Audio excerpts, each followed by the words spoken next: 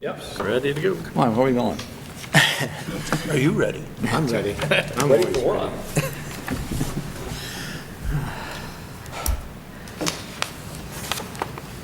I'd like to call the meeting of the Development Review Board to order, January 20th, 2015. Okay, Dan? Okay, first item on our agenda are the minutes from our last meeting. Anybody have any changes, additions? Harry moves. Move to approve. Mel seconds. All in favor? Okay.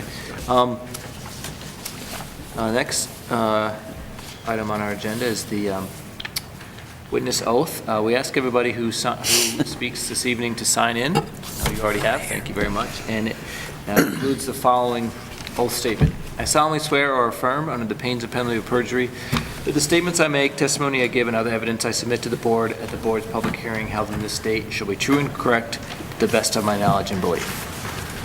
Okay.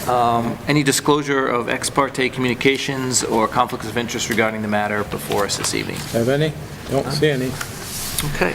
Our first and only hearing this evening is Mr. Robert Kabelia at 3015 West Road. He's seeking development plan approval for a log yard on his property, and he's here to present his application and answer any questions you have this evening. Robert? Thank you, Dan. I'd like to thank the board for giving me a chance to answer any questions, and I tried to be as thorough as I could on the application going forward, because what I am asking to do, some people would think it ought to be an automatic use. Dan will tell you that I started this way back last summer, and I put a request into the Commissioner of Forest and Parks and the Commissioner of Agriculture, because what I'm looking to do is use the land to do forestry and agriculture, making money.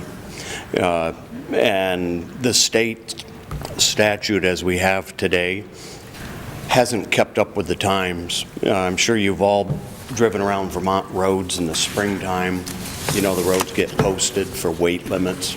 On frozen days, you may see a pile of logs out on the side of the highway, and it's a spot where landowners who are having their wood cut or loggers need a place to be able to load a truck that they can move it instead of getting it trapped in the woods.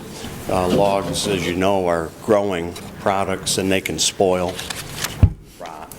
So if you leave something in the woods for 2 or 3 months at mud time, there's a potential for degrade if by the time you get back in there can truck it.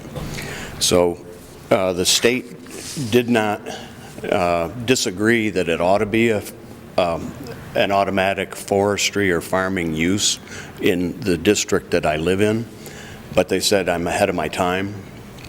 So the next best thing is I went into Dan's office and we talked this out, and in my zone it's allowable use with review board approval to have a sawmill there.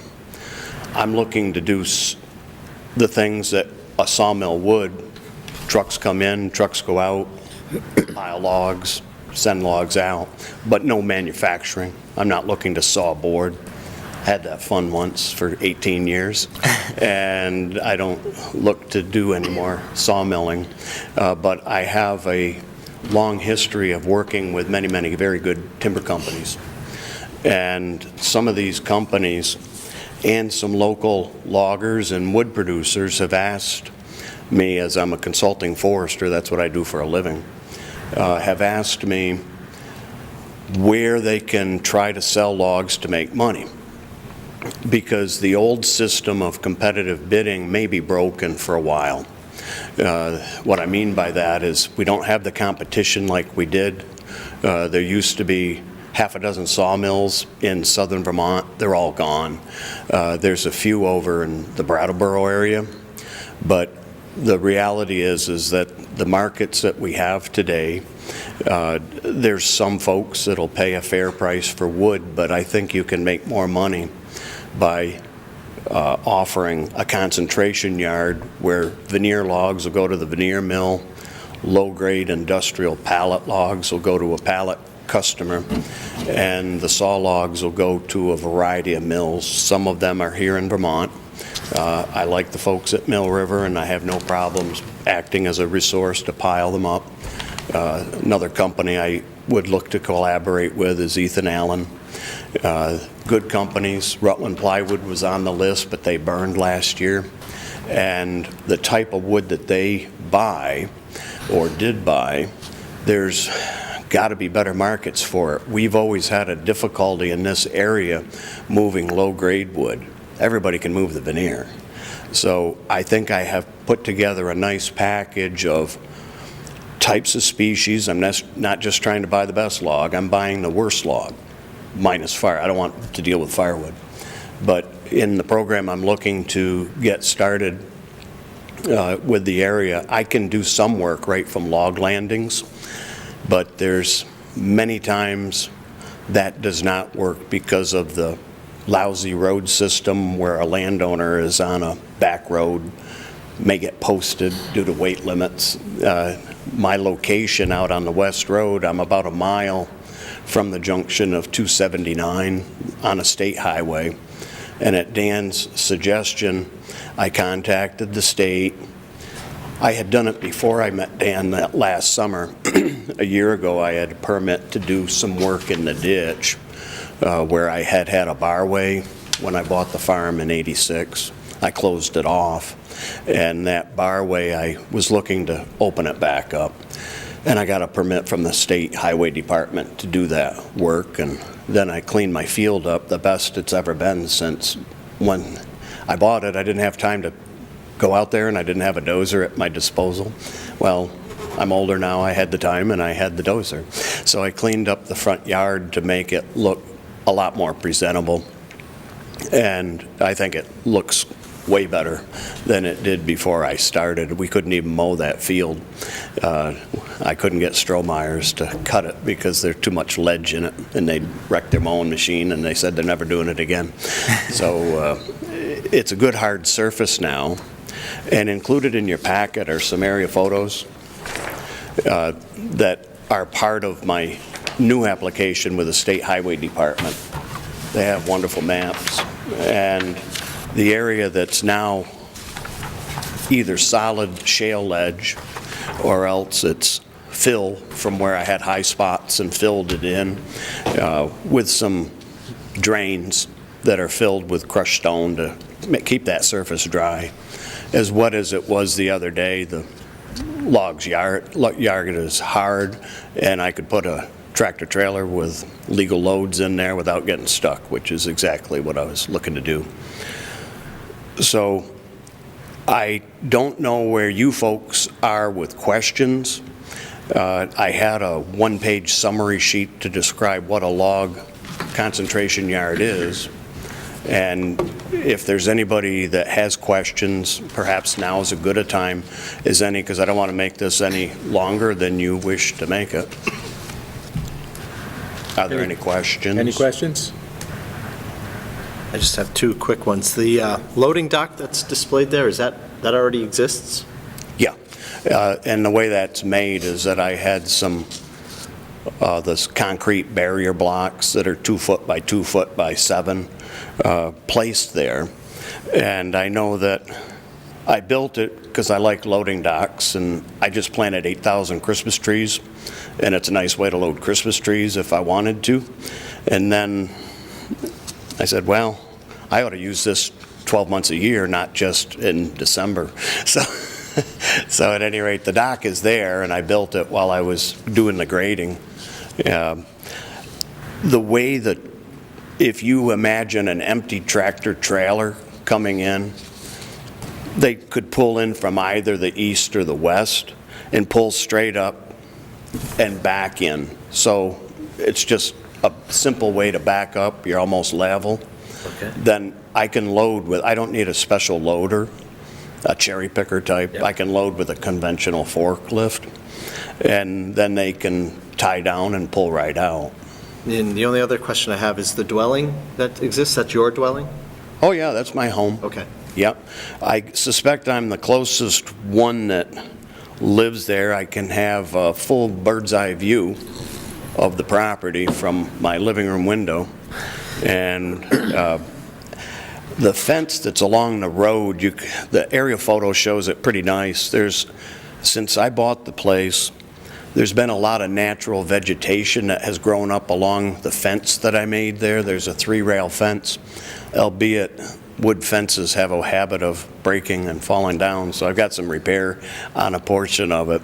But it's allowed trees to grow there. Some of it's sumac, but there's also a lot of ash and elm that have grown up in there, and it makes a nice natural hedge. I don't think I'm doing anything that would scare people or make them nervous. Most of the time, this would be an empty field if I'm doing my job right. It's just that if there's certain times of the year where you can't get trucks, and when the trucking is slow, and that's usually the time that you end up with log production, and then you end up having some piles that are a little bit bigger, and then they go down, because the idea is not to keep it there. It's just a temporary storage facility to get it in and out. Any other questions? Yes, sir. Bill? Did you have to get a stormwater permit to do this from the state? I did not. They did not ask for one, and there was no need at the time. If I was doing an Act 250 permit, I'm sure I would have, but I was doing it as a landowner, just draining his field up, no different than a curtain drain. I can describe the drainage, which their engineers came and saw and loved what I did. Most of it's tailings, 6-inch clean stone put into where I either had springs popped up in the middle of the field, and the state where old Route 9 was by the highway, that goes under Route 9. There's approximately a 30-inch culvert that goes under there. So I didn't do anything in the state highway to engrade that. And the way they had left their road work, they just had a big ditch about from here to those crash doors, wide open, full of burdocks. And it was an eyesore. You couldn't mow it. And what I did is I had 30-inch pipe, filled it with that and stone, and took care of all the drainage. So you're familiar with the term of curtain drains, maybe? You use them a lot around homes to dry them up. I'm familiar with them, yeah. And that's what this is. I have a perimeter surface drain around the boundary with Bill Wicks, and it's been there since about 1987. And we just put the crushed stone in and had them drain into that side ditches. So they're happy as can be, because the water before was sometimes could have gone out in the highway. Now it all goes through the culvert where it should be. Okay. Okay, Bill? Yep. Anyone else have a question? Milt? I see on the plan here, there will be paved going in and out or that, but nonetheless, is there any possibility those big trucks pulling dirt out onto the highway? Anything's possible, I suppose. Yeah. If they brought it in, they could take it out. Yeah, because what's the property, what's the surface going to be inside there where they load? The way it is right now, the surface is old Route 9, so there's blacktop there at the present time and solid stone. Okay. So it's an ideal surface. The shale, if you folks aren't familiar with it, it's a rock that you can pop it with a bulldozer. And I still have some outcrop of that, and when you bulldoze off some of that and lay it around, it makes a wonderful base. So it's hard, it's clean, and it's really nice that the engineer, when she was down, Teresa, she looked at the way things were, and she was highly impressed that it's not in its finished state, but she could recognize that even then it was nice to drive in there and not get her car all mud, and it's a good solid base. So the blacktop, that's their request to have it in there, but it's almost too bad because it's overkill. My intention is to put a good layer and build it up as needs arise, because the loader will also not only have a forklift on it, it'll also have a bucket. So I have the ideal. I've got the stone right there. I bust it up and just spread it around wherever there's a soft spot. And eventually it'll get packed in real nice. And I don't know if I missed it or anything on your board. Will there be a sign, an approach sign, a warning of trucks entering and exiting the property? That's a good question. The state was looking to have at least 500 feet of sight distance in both directions. And in her request that I have, I need your blessings, and then she'll give me the permit. Right now, it's a conditional permit. She asked to have no signage, as you just mentioned, but good visibility.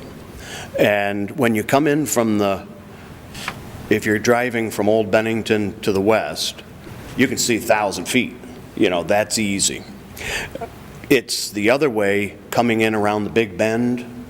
It's a little more challenging, and I had purposely let the grade, I have the grade, I had a berm of material there, and there was sumac on it, and a couple of nice little trees, ash, and she asked if I would clean out that vegetation to improve the visibility, which I've done, and backbladed it when the conditions were good.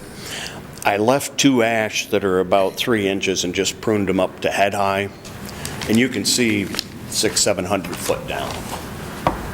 When you ask about signage, I would like to have, I wouldn't feel bad if they put a sign that's, it's state responsibility to say truck crossing or truck entering, but she didn't mention it at all, and I can put one right there when it's already too little too late. I'd rather have the good visibility. The good news is that you can see way so far towards Bennington.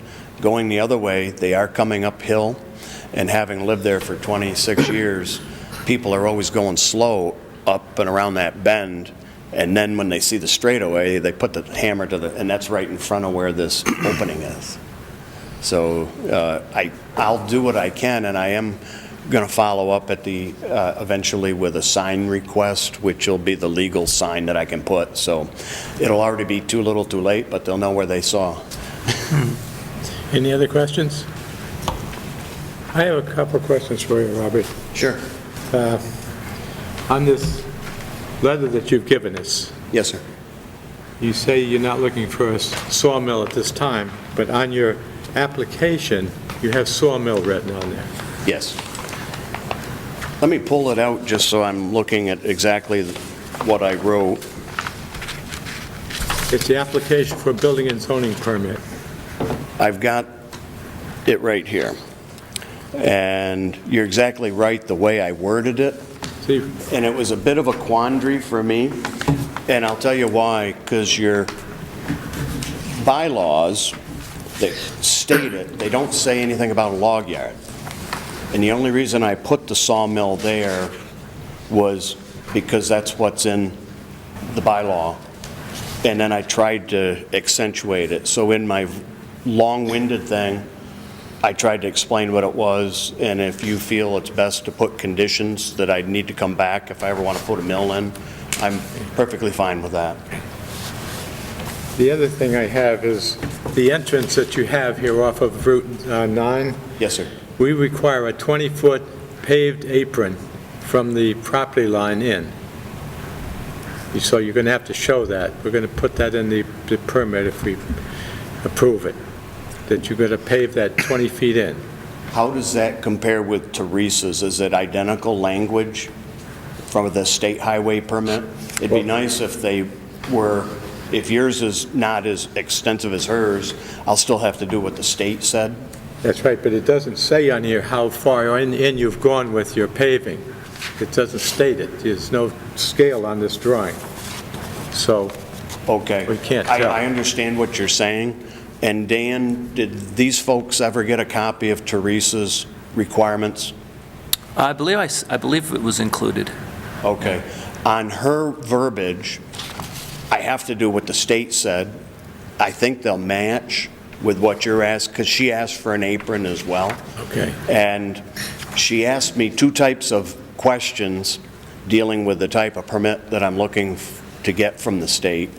And I think both of them require a certain amount of paving, but when she was there, it was after the paving plant had closed, so I couldn't have done it to preempt anyways. So come next nice weather, we'll get her done. Okay. So in other words, she has to do a minimum of 20 feet. Right.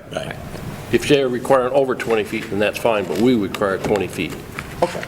So that answer your question? Yeah, that'll be fine. Yep. The one thing I have to be careful about with the paving is, I understand you guys want to make sure there's no mud out in the highway. Right. State doesn't want that either. They also don't want any water.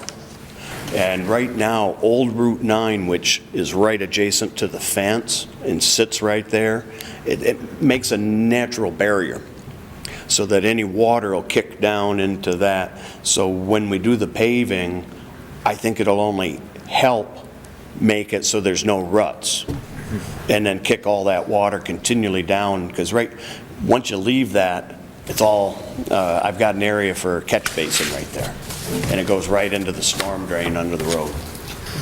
Yeah, that's why we require the 20 feet, so that it doesn't come out on the road, but if they have more than that, that's fine. Yeah, Okay.